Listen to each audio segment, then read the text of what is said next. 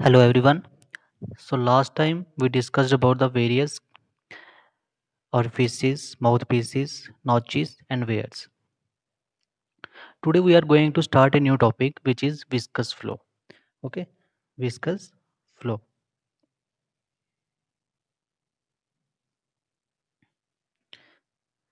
Before moving to this viscous flow, first of all we should know about Reynolds number and Reynolds experiment. So scientist by the name of Reynolds gives the experiment to determine whether the flow is turbulent or whether the flow is laminar. So what is this turbulent and laminar flow? We discussed in fluid kinematics. Okay, first of all, what is this laminar flow? When the fluid particles move in a straight path line, you can say streamlines. In straight streamlines, it is called as laminar flow. But if the fluid particles moves in a zigzag pattern, okay, not in a straight line due to high velocities of fluid, then it is called as turbulent flow. So to study this, he conducted an experiment. See here, I have shown the apparatus of this. It is a simple experiment. You can write it in your own words. Okay. So क्या किया इसने इसने एक यहाँ पे tank ले लिया और उसके साथ पाइप फिक्स कर दी, एक ग्लास ट्यूब फिक्स कर दी और उसके साथ यहाँ पे कनेक्ट कर दिया टैप। ठीक है, और नीचे हमने एक कंटेनर ले लिया जिससे वो पानी को कलेक्ट कर पाए। तो और यहाँ पे इसने टैंक के साथ एक डाई कनेक्ट की। ठीक है, डाई में क्या होता है, इस डाई में एक डाई होती है प्रेजेंट, जिस पिंक या मैजेंटा कलर की प्रेजेंट होती थी, उसको कनेक्ट कर दिया और उसके साथ एक यहाँ पे ग्लास ट्यूब कनेक्ट कर दी जो सीधा इस पाइप के साथ कनेक्ट हो रही थी। तो फर्स्टली ही started to fill this tank. Okay, तो स्टार्टिंग में क्या किया, इसको क्लोज, टैप को क्लोज रखा। ठीक है, तो यहाँ से जब वाटर फिल होना शुरू हो गया, ठीक है, अभी डाई को हमने ओपन नहीं किया हुआ है, इसका वाल्व भी क्लोज है। तो ठीक है, तो इसके बाद क्या हुआ, इसके बाद हमने टैप को खोलना शुरू कर दिया। टैप जब खोला हमने तो इसमें से फ्लो होने लगा टैप के थ्रू, तो टैप के थ्रू जब फ्लो होने लगा तो इसमें वाटर आने लगा। उसके बाद हमने इस डाई का जो वाल्व था वो भी खोल दिया। उसकी वजह से क्या होगा, जो इसके अंदर डाई प्रेजेंट होगी पिंक कलर की, वो भी यहाँ से मूव होना शुरू कर जाएगी। तो स्टार्टिंग में क्या होगा, क्योंकि फ्लो हमारे पास कम होगा, तो फ्लो कम होने की वजह से वेलोसिटी भी कम होगी। ठीक है, हमने टैप कम खोला हुआ है तो मतलब वेलोसिटी जो वाटर की होगी वो कम होगी। तो जब यहाँ से डाई को रिलीज करेंगे तो डाई क्या होगी, उसमें जो एक स्ट्रेट लाइंस में मूव करना शुरू करेगी। We can easily observe in this glass tube. Okay, कोई भी टर्बुलेंट फ्लो नहीं होगा, बिल्कुल स्ट्रेट लाइन पे मूव करना शुरू कर जाएगी क्योंकि वेलोसिटी कम होगी। नाउ अगर हम इस टैप को फुली खोल देंगे, मतलब फुली टर्न ऑन कर देंगे, तो क्या होगा, स्टार्टिंग में तो जो यहाँ से डाई निकल रही होगी वो तो स्टार्टिंग में लैमिनार थोड़ा शो करेगी। उसके बाद क्या होगा, वो सडनली स्प्रेड होना शुरू हो जाएगी। ठीक है, तो पिंक कलर की होना शुरू हो जाएगी। तो लास्ट में जब ये टैप से पानी निकलेगा तो टोटली ये पिंक कलर का होगा। ठीक है, तो इस केस में यहाँ पे क्या हुआ, यहाँ तक तो लैमिनार फ्लो हो रहा था, ठीक है, क्योंकि वेलोसिटी कम थी, पर अचानक से टैप खुलने की वजह से वेलोसिटी काफ़ी ज़्यादा होने की वजह से यहाँ पे टोटली मिक्स हो गया, तो उसकी वजह से कलर पूरा चेंज हो गया। तो ये उसने एक्सपेरिमेंट परफॉर्म किया फॉर लैमिनार टर्बुलेंट फ्लो के लिए। ओके, तो इसी बेसिस पे इसने एक नंबर दिया जिसको बोलते हैं हम रेनॉल्ड्स नंबर। रेनॉल्ड नंबर किसके इक्वल होता है, इनर्शियल फोर्स अपॉन किसके इक्वल, विस्कस फोर्स के इक्वल, विस्कस फोर्स। अब देखो इनर्शियल फोर्स क्या होती है, इनर्शियल फोर्स मीन्स इफ कोई बॉडी मूव कर रही है तो वो कंटिन्यूसली अपने मोशन में रहेगी until it is disturbed by some other thing. Okay, समझो एक फ्लूइड पार्टिकल मूव कर रहा है अभी, तो ठीक है, ये कंटिन्यूसली कांस्टेंट वेलोसिटी से ही मूव करता रहेगा जब तक कोई उसके ऊपर कोई और फोर्स एक्ट नहीं करती। ठीक है, तो Newton second law of motion क्या बोलता है, force is equal to mass into acceleration. ठीक है, तो इनर्शियल फोर्स लिख लेते हैं मास इनटू एक्सेलरेशन, और विस्कस फोर्स, वेट, अब हमारे पास विस्कस फोर्स कहाँ से निकालेंगे, विस्कस फोर्स हम निकालेंगे न्यूटन्स लॉ ऑफ विस्कोसिटी से। What is Newton's law of viscosity, that is tau is equal to mu d u y upon d y. Okay, अब tau यहाँ पे क्या था, शेयर स्ट्रेस। अब शेयर स्ट्रेस को जब हम मल्टीप्लाई करेंगे एरिया से तो हमें मिलेगा शेयर फोर्स। तो हम उसी शेयर फोर्स को, उसी को हम बोलते हैं शेयर फोर्स, या फिर हम उसको विस्कस फोर्स भी बोल सकते हैं। ओके, तो Newton second law of viscosity से हमें मिल जाएगा this term viscous force, which is shear force और विस्कस फोर्स। नाउ अब यहाँ से हम रेनॉल्ड नंबर कैसे डिराइव करेंगे, देखो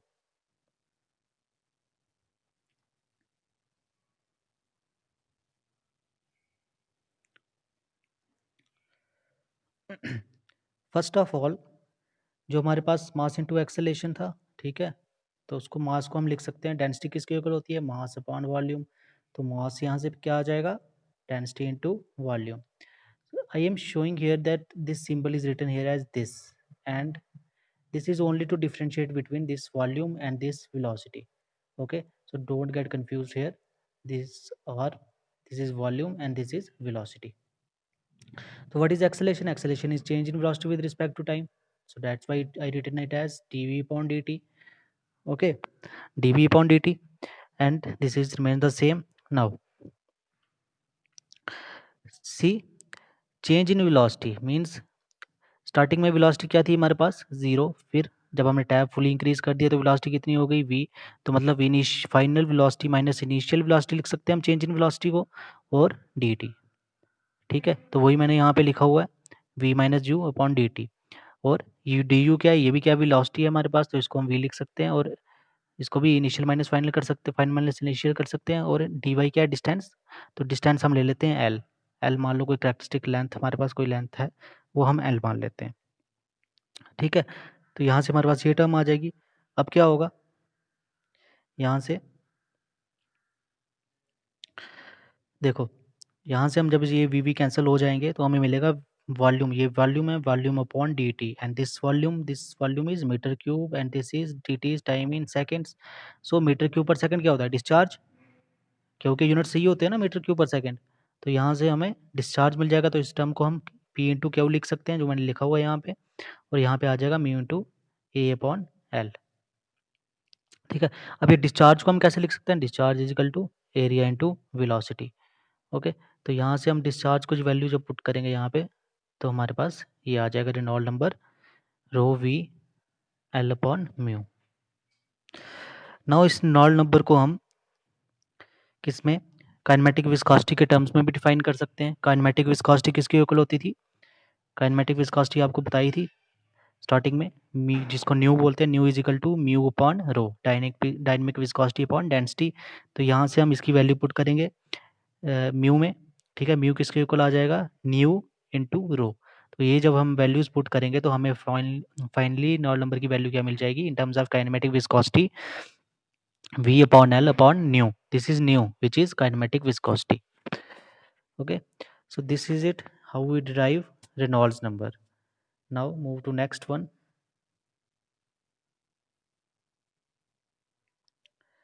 See here, for small values of Reynolds number, the flow is laminar flow. Okay, so first of all, in during the study of this viscous flow, we consider only laminar flow. Okay, why we consider only laminar flow, because we have seen that when the tap is only open to small extent, what happens, there is less flow, means less velocity, and the flow is moving in laminar flow.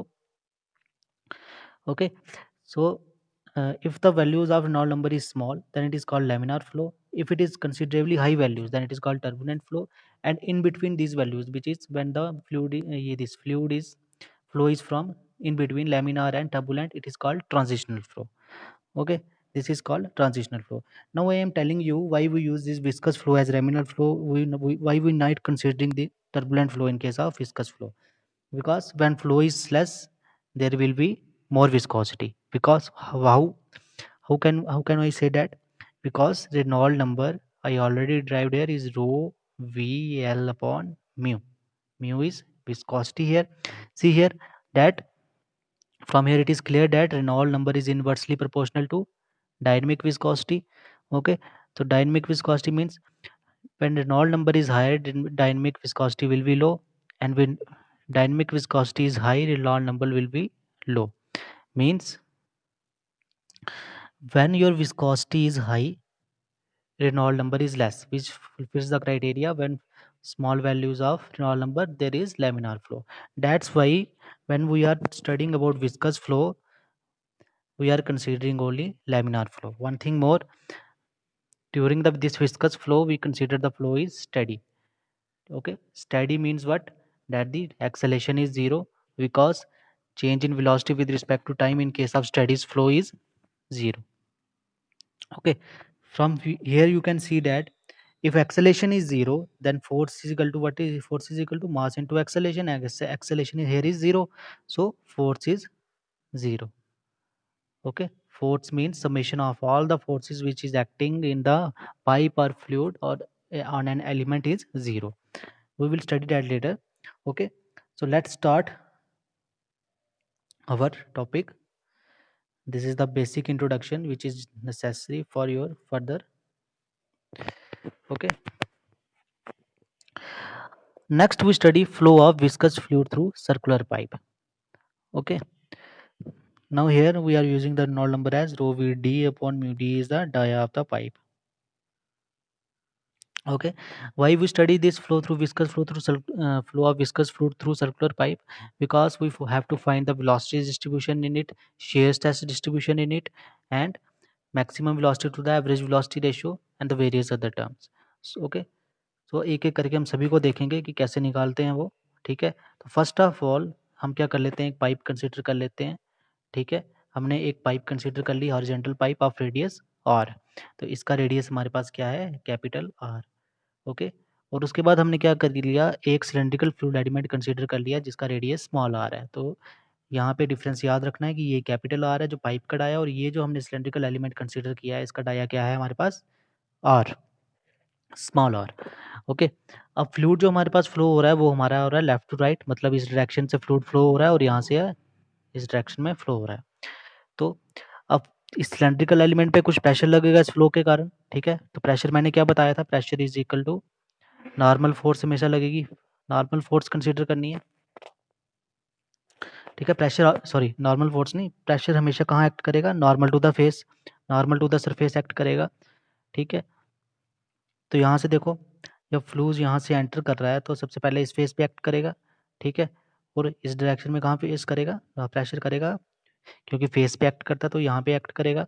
और इसके अलावा एक force और act करेगी, वो होगी viscous force. ठीक है, तो विस्कस फोर्स क्या करेगी, सिलेंड्रिकल पोर्शन एलिमेंट को रेजिस्ट करने की कोशिश करेगी, तो वो भी, क्योंकि फ्लो इस डायरेक्शन में हो रहा है तो विस्कस फोर्स अपोजिट लगेगी, तो ये भी इस डायरेक्शन में होगी. ठीक है, तो अब यहाँ से हम फोर्सेस निकाल लेते हैं. सबसे पहले ए बी पे निकाल लेते हैं कि हमारे पास क्या फोर्स आएगी ए बी फेस पे. It is equal to pressure into force is equal to किसके इक्वल होती है, प्रेशर इंटू एरिया. तो एरिया यहाँ पे क्या है, इस सिलेंड्रिकल का ये वाला सेक्शन क्या होगा, सर्कुलर सेक्शन होगा ना, इस टाइप का सिलेंड्रिकल होगा, तो यहाँ पे कुछ इस तरह का अरेंजमेंट होगा. ठीक है, तो क्या आ जाएगा, P into pi are square. ये आ गया हमारा ए बी पे.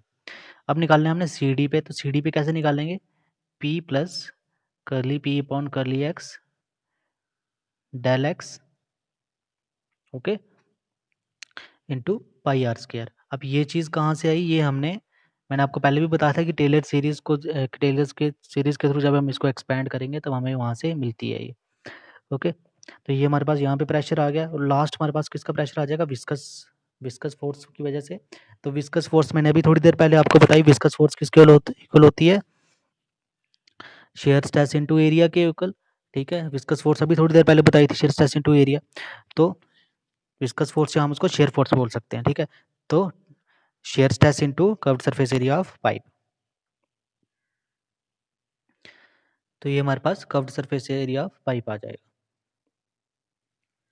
अब देखो, मैंने स्टार्टिंग में बताया था कि हमारे पास जो फ्लो है वो स्टेडी है. स्टेडी मीन्स एक्सेलेरेशन जीरो है, तो मतलब summation of all the forces in the direction of flow is zero. ठीक है, summation of all the forces in the direction of flow is zero. तो ले लो फिर. ठीक है, तो कैसे करेंगे इसको, यहाँ पे देखो, तो यहाँ पे हम ले लेंगे जो एक्स डायरेक्शन में होंगी वो पॉजिटिव, जो अपोजिट में होंगी वो नेगेटिव. ठीक है, तो P P pi are square, ये आ गई सी डी फेस पे, और ये हमारे पास आ गई विस्कस फोर्स. जब इसको फर्दर सॉल्व करेंगे तो हमें मिलेगा tau is equal to curly P upon curly x r upon two. Okay, तो यहाँ से हमें क्या पता लग रहा है कि शेयर स्ट्रेस जो है हमारी वो डायरेक्टली प्रोपोर्शनल किसके है, आर के. आर जो है हमारे पास लीनियर है क्योंकि इसकी कोई भी पावर नहीं है, आर वन है. ठीक है, तो लीनियरली वेरी करेगी हमारे पास शेयर स्ट्रेस. तो शेयर डिस्ट्रीब्यूशन हमें अगर पाइप में शो करनी होगी तो कैसे करेंगे, अब देखो शेयर स्ट्रेस पाइप डिस्ट्रीब्यूशन में कैसे, सॉरी, शेयर स्ट्रेस डिस्ट्रीब्यूशन कैसे शो करेंगे पाइप में. देखो, ये हमारे पास पाइप थी, तो ये हमारे पास सेंटर था, ये क्या था, रेडियस, पाइप का रेडियस तो कैपिटल आर था, और सिलेंड्रिकल एलिमेंट जो था हमारे पास उसका रेडियस क्या था, स्मॉल आर. तो मान लो अभी मैंने कंसीडर किया कि, मैं कंसीडर कर रहा हूँ सबसे पहले, जब हमारे पास सेंटर पे यहाँ पे कंसीडर कर रहा हूँ, तो यहाँ पे तो रेडियस की वैल्यू स्मॉल आर की वैल्यू क्या थी, जीरो थी. तो जब हम इसकी वैल्यू 0 यहाँ पुट करेंगे तो हमें टाउ की वैल्यू की मिलेगी 0, मतलब शेयर स्ट्रेस जो होगा सेंटर पे 0 होगा। तो मतलब यहाँ पे हमारे पास शेयर स्ट्रेस 0 होगा। बट अब हम कंसीडर करते हैं स्पेस पे, पाइप के सरफेस पे। तो पाइप के सरफेस पे क्या था, कैपिटल आर, तो मतलब R is equal to capital R. ठीक है, तो कैपिटल आर को जब इस फॉर्मूले में पुट करेंगे तो हमें मिलेगी tau is equal to minus curly P upon curly x capital R divided by 2। If we देखो अब यहाँ पे तो वैल्यू 0 आ रही थी और यहाँ पे आ रही है हमारी मैक्सिमम वैल्यू।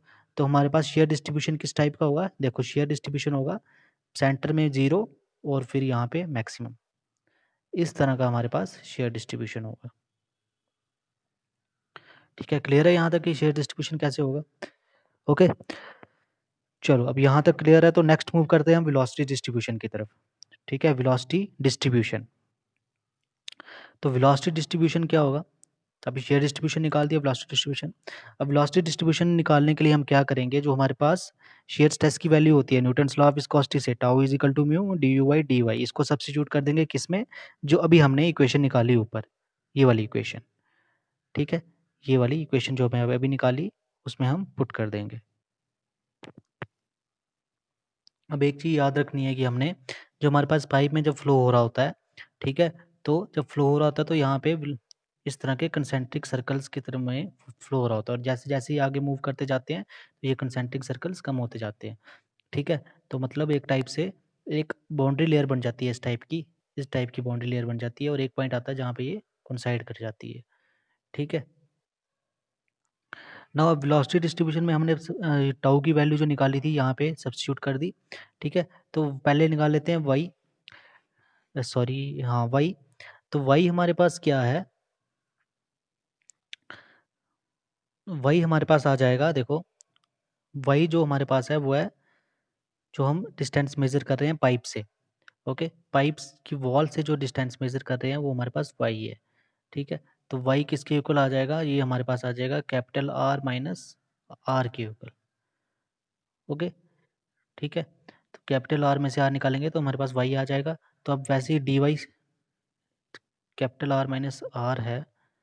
ठीक है, तो डी वाई किसके इक्वल आ जाएगा, डी वाई आ जाएगा माइनस डी आर के इक्वल। ठीक है, तो ये वैल्यू सब्स्टिट्यूट कर दो आप अब आगे, तो क्या मिलेगा हमें, देखो यहाँ पे जब हमने वैल्यू सब्स्टिट्यूट की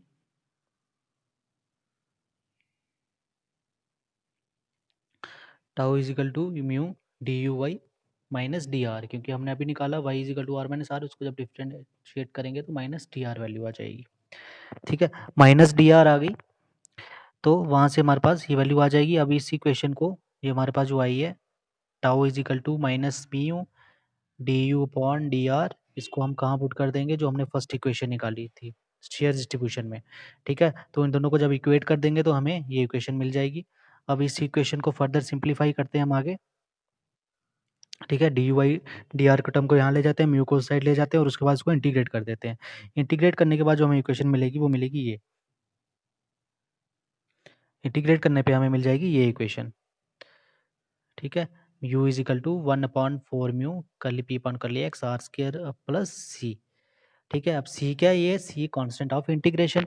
तो इसकी वैल्यू हम कैसे निकालेंगे, बाउंड्री कंडीशंस लगाएंगे।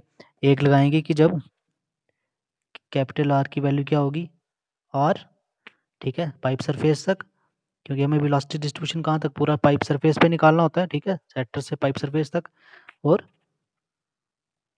वेलोसिटी क्या होगी 0। ठीक है, ये वाली बाउंड्री कंडीशंस लगाएंगे हम। तो ये जो बाउंड्री कंडीशंस लगाएंगे तो इसके बाद हमें क्या मिलेगा, सी की वैल्यू हम इजीली कैलकुलेट कर सकते हैं। ठीक है, तो यहाँ से हमारे पास सी की वैल्यू क्या आ जाएगी, -1/4 mu curly P upon curly x are square. अब इस वैल्यू को जब हम सब्स्टिट्यूट करेंगे यू में, जो हमने भी ऊपर निकाला था, ठीक है, तो वहाँ से हमें फाइनली जो इक्वेशन मिलेगी वो मिलेगी this, u is equal to -1/4 mu curly P upon curly x. अब ये देखो ये वाली टर्म्स तो सारी कांस्टेंट है यहाँ पे। ठीक है, ये म्यू जो है हमारे पास dynamic viscosity curly P upon curly x, और जो कैपिटल आर है, क्योंकि पाइप का डाया तो चेंज नहीं होगा, वो तो कांस्टेंट रहेगा। ठीक है, तो यहाँ पे हमारे पास ये कांस्टेंट है। तो जी देखो, जो हमारी वेलोसिटी है जिसको हम यू से डिनोट कर रहे हैं, तो वेलोसिटी हमारी किसके रिस्पेक्ट में चेंज कर रही है, आर स्क्वायर के। Velocity is directly proportional to r square. तो देखो आर स्क्वायर यहाँ पे स्क्वायर है, तो मतलब वेलोसिटी हमारी जो है वो पैराबोलिकली डिस्ट्रीब्यूट हो रही है। ठीक है, अब इसी में देख ले, वैसे ही देख लेते हैं हम कैसी डिस्ट्रीब्यूशन होगी जब हम, ठीक है, आर की वैल्यू कैपिटल आर पुट करेंगे। मतलब पाइप की सरफेस पे कैपिटल आर रेडियस है, तो मतलब कैपिटल आर यहाँ पे जो, एक मिनट दोबारा दिखाता हूँ आपको। देखो यहाँ पे हमारे पास पाइप थी, ये सेंटर था, ठीक है, ये पाइप, ये हमारे पास सेंटर आ गया, इसका रेडियस था आर। अब पाइप सरफेस पे अगर मैं पाइप सरफेस की बात कर रहा हूँ, ठीक है, रेडियस आर ले रहा हूँ, तो हमारे पास स्मॉल आर की वैल्यू क्या पुट करेंगे हम, आर।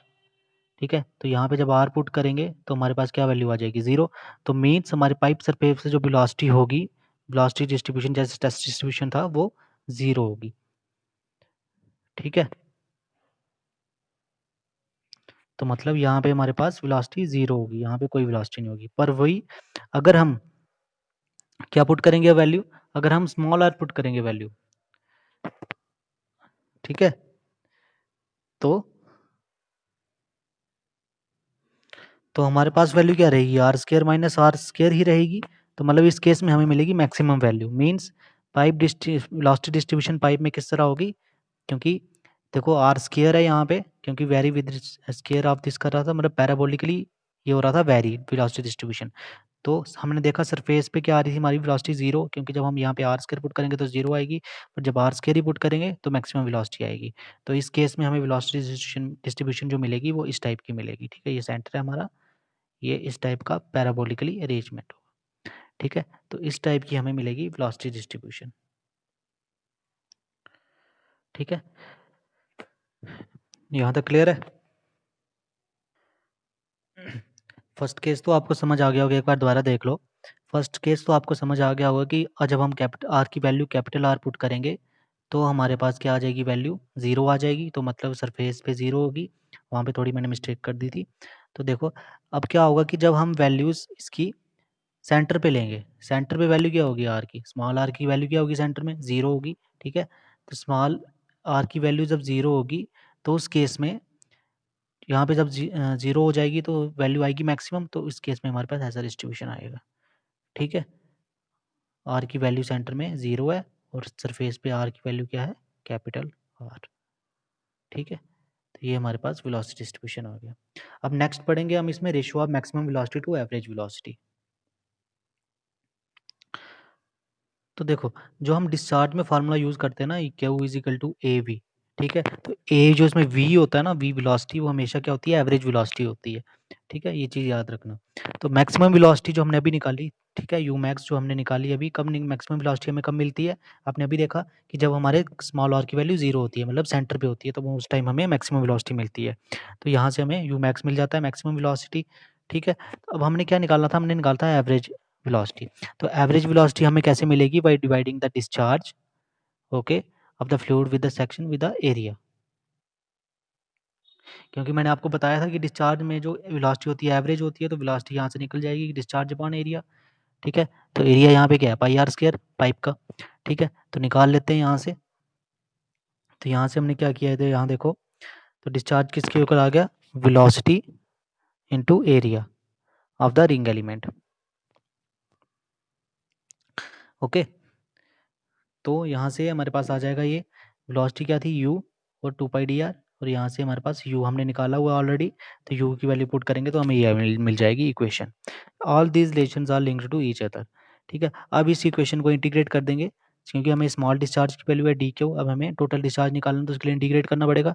तो फाइनली इंटीग्रेट किसके बीच में करेंगे, जीरो, कहाँ पे जीरो, कहाँ पे है, सेंटर पे, और to the surface, that is pipe surface तक, मतलब जीरो से लेके पाइप सरफेस तक इंटीग्रेट कर देंगे इसको इन दीज टू टर्म्स। तो हमें मिल जाएगा फाइनली, जब हम इंटीग्रेट करेंगे तो हमें इंटीग्रेट करने पे जो हमें लास्ट में सोल्यूशन आएगा वो आएगा,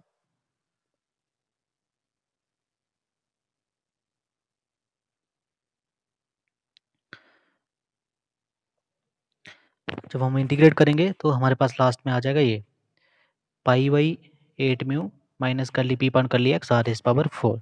अब एवरेज वेलोसिटी मैंने क्या बताया था, डिस्चार्ज अपॉन एरिया। तो जब इसमें वैल्यूज पुट करेंगे एवरेज तो हमें मिल जाएगी इसकी वैल्यू, एवरेज वेलोसिटी की यू, एवरेज वेलोसिटी को कैसे डिनोट कर रहे हैं, यू बार। ये किसके इक्वल आ जाएगी, इसके इस टर्म्स के। कुछ नहीं किया, सिर्फ एरिया से डिवाइड किया उस वाली ऊपर वाली टर्म जो आई थी, तो हमें मिल गई ये टर्म। अब क्या करेंगे हम, हमने निकालनी थी रेशो, हमारा मेन एम क्या था, रेशो निकालना। तो रेशो कैसे निकालेंगे, तो यू मैक्स जो हमारे पास वैल्यू आई थी, कब आई थी यू मैक्स की वैल्यू, जब हमारे पास रेडियस जो था जीरो था, मतलब किसका, सिलेंड्रिकल एलिमेंट का। सिलेंड्रिकल एलिमेंट का जीरो मीन्स सेंटर की बात कर रहे हैं, ठीक है। और दूसरी हमारे पास यू एवरेज वेलोसिटी हमने अभी निकाली, ठीक है। तो इन दोनों को जब हम डिवाइड करेंगे तो हमें क्या मिल जाएगी, इनकी रेशो ऑफ हो आ जाएगी 2, ठीक है। अब ये क्वेश्चन जो है ये आपके एग्जाम में 2-3 बार पूछा हुआ है कि आपको डिराइव करके बताना है कि maximum velocity ratio of maximum velocity to average velocity ratio कैसे हम डिराइव कर सकते हैं। तो ये आपके लिए काफ़ी इंपॉर्टेंट है। That's why I already written here important relation from exam point of view. Okay, तो एग्जाम में आपको कैसे पूछते हैं, एग्जाम में पूछते हैं कि प्रूव करके दिखाओ कि ये हमारे पास यू, ये यू क्या है, यू बार, ठीक है। तो आपको कई बार यू ऐसे भी लिखा हो सकता है, u bar means average velocity is equal to maximum velocity into 1 minus are square upon capital R square, ठीक है। तो आप कैसे निकालोगे, आप इक्वेशन फर्स्ट आपने निकाल ली हुई है वहां से, ठीक है, जो यू की वैल्यू निकाल ली थी, सॉरी ये एवरेज वैल्यू नहीं है, ये सिंपल वेलोसिटी है। तो वेलोसिटी आपने निकाल ली थी पहले से, जो हमने निकाला था कहाँ, वेलोसिटी डिस्ट्रीब्यूशन में ये इक्वेशन निकाली थी, ठीक है। इसी इक्वेशन को पुट कर देंगे, और यू मैक्स तो आपने निकाला है, यू मैक्स तो पता ही है आपको कब निकलता है, क्योंकि आपको वेलोसिटी डिस्ट्रीब्यूशन याद होगा तो आप आसानी से याद रख पाओगे। वेलोसिटी डिस्ट्रीब्यूशन इस टाइप का होता है, मीन्स सेंटर में आर की वैल्यू जीरो होती है, ठीक है। तो यहाँ पे मैक्सिमम मिलती है हमें ये वैल्यू, क्योंकि यहाँ पे जीरो होगी तो ये मैक्सिमम मिलेगी, तो इसलिए हमारे पास यू मैक्स की वैल्यू ये आ जाएगी, ठीक है। तो इन दोनों का यहाँ से आप इजिली इक्वेट करके इसको प्रूव कर सकते हो। तो प्रूव करके जब आप क्या करोगे, इसको दोनों को यहाँ से हमारे पास ये इक्वेशन आ जाएगी। तो ये वैल्यू आपको काफ़ी बार क्वेश्चन में पूछी हुई है, तो ये काफ़ी इंपॉर्टेंट है आपके point, syllabus point of view से और एग्जाम पॉइंट ऑफ व्यू से, दोनों से, ठीक है। तो नेक्स्ट इसके बाद लास्ट आ जाता है हमारे पास drop of pressure for a given length. Okay, तो यहाँ से हमारे सामने एक इम्पॉर्टेंट इक्वेशन आएगी जिसको हम हैगन पॉइसले फार्मूला बोलते हैं, ठीक है। इक्वेशन आएगी, तो इसके लिए हम पाइप में दो सेक्शंस कंसीडर कर लेते हैं, ठीक है, 1 और 2। फर्स्ट सेक्शन जो है वो x1 डिस्टेंस पे है, और सेकंड सेक्शन x2 डिस्टेंस पे, और दोनों के बीच का डिस्टेंस क्या है, l लेंथ है। तो हमने जो इक्वेशन निकाली अभी किसकी, एवरेज वेलोसिटी की, तो एवरेज वेलोसिटी की इक्वेशन हमारे पास यहाँ है, तो वहाँ से हम इसकी इक्वेशन निकालेंगे, ठीक है। तो उसमें क्या करेंगे, जो curly P upon curly x वाली वो है, कर्ली पी को हम अलग कर देंगे, ठीक है, क्योंकि हमने यहाँ पे प्रेशर निकालना है कि हमारे पास कितना प्रेशर लॉस हो रहा है, ठीक है। लॉस ऑफ प्रेशर हेड निकालना है यहाँ पे हमने, means loss of pressure head क्या होता है, सॉरी प्रेशर हेड क्या होता है हमारे पास, P1 माइनस P2, ये निकालना है हमने यहाँ से। तो इसलिए हम इसको सेपरेट कर देंगे, यहाँ से अलग कर देंगे टू सेक्शंस कंसीडर करके, और उसके बाद इसको इंटीग्रेट कर देंगे। तो जब इंटीग्रेट करेंगे बिटवीन 2 एंड 1, ठीक है, 2 एंड 1 इंटीग्रेट करेंगे तो हमें ये इक्वेशंस मिल जाएगी, ठीक है, P1 माइनस P2, ठीक है। तो यहाँ से हमें ये इक्वेशन मिल जाएगी finally, P1 minus P2 is equal to 8 mu u bar upon P12 into L, this 32 mu, ठीक है। तो ये हमारे पास P1 माइनस P2 क्या है, ये ड्रॉप ऑफ प्रेशर हो गया, ठीक है। कितना प्रेशर ड्रॉप हो रहा है P1 से, मतलब क्या दोनों के बीच में क्या डिफरेंस है, ठीक है। तो यहाँ से अभी तक आपको क्लियर तो हो गया होगा कि आपको जो फर्स्ट टू डेरिवेशंस है, मतलब वेलोसिटी स्ट्रेस डिस्ट्रीब्यूशन और वेलोसिटी डिस्ट्रीब्यूशन अगर आप निकाल सकते हो तो ईजिली आप आगे मैक्सिमम वेलोसिटी और एवरेज वेलोसिटी की रेशियो भी निकाल सकते हो, और जो ये हमारे पास प्रेशर हेड का ड्रॉप इन प्रेशर हेड है वो भी निकाल सकते हो। तो यहाँ से हमारे पास P1 माइनस P2 आ गया, और ये इक्वेशंस आ गई है यहाँ पे। अब क्या होगा, तो अब ये हमारे पास इक्वेशन आ गई, अब हमें निकालना है लॉस ऑफ प्रेशर हेड। ये आपकी इक्वेशन जो मैं बोल रहा हूँ हेगन पॉइसले फार्मूला, ये आपके जो फोर्थ मॉड्यूल हमारे पास है जिसमें पाइप्स के बारे में पढ़ना है हमने, ठीक है। फ्रिक्शन लॉसेस होते हैं जिसमें, तो वो वहाँ पे हम ये इस इक्वेशंस को यूज़ करते हैं, ठीक है। अभी आप यही याद रखो, वो हम आगे डिटेल में डिस्कस करेंगे जब हम पाइप नेटवर्क्स पढ़ेंगे। तो यहाँ से हमारे पास ये टर्म आ गई, ठीक है। अब हमने निकाला ये ड्रॉप इन प्रेशर हेड आ गया। अब लॉस ऑफ प्रेशर हेड किसके इक्वल होता है? लॉस ऑफ प्रेशर हेड होता है P1 माइनस P2 को जब हम रो जी से डिवाइड कर देंगे, ठीक है, तो हमारे पास आ जाएगा लॉस ऑफ प्रेशर हेड, ठीक है। तो वही हम इन दोनों ये जो टर्म्स आ रही है हमारे पास, इसको हम जब डिवाइड कर देंगे किससे, इसको हम किसे रो जी से डिवाइड कर देंगे, तो फाइनली हमारे पास क्या इक्वेशन आएगी? फाइनली हमारे पास जो इक्वेशन आएगी वो आएगी this, P1 minus P2 upon rho g is equal to HF. F is head loss, okay, loss of pressure head, and it's equal to 32 mu u bar, which is average velocity into L rho g d square. इसी को हम बोलते हैं Hagin बोसले formula, ठीक है। तो आज के लिए इतना ही रखते हैं। तो नेक्स्ट टाइम हम जो टॉपिक डिस्कस करेंगे वो करेंगे flow of viscous fluid between two parallel plates, ठीक है। आज हमने किया एक पाइप में, सिमिलरली उसी में हम इसमें पैरेलल प्लेट्स के केस में भी हम अलग अलग केसेस करेंगे, स्ट्रेस डिस्ट्रीब्यूशन का, वेलोसिटी डिस्ट्रीब्यूशन का, मैक्सिमम वेलोसिटी और ये। पर जो मैंने अभी आपको बताया कि velocity, average velocity, okay, simple velocity and maximum velocity, इनके बीच का रिलेशन आपके एग्जाम में कई बार पूछा हुआ है, तो ये काफ़ी इंपॉर्टेंट है, ठीक है। तो इसको ध्यान से एक बार डेरिवेशन को खुद सॉल्व करके देखना, और कोई भी डाउट हो तो आप मुझसे पूछ सकते हो, ठीक है। Till then okay, thank you, have a good day.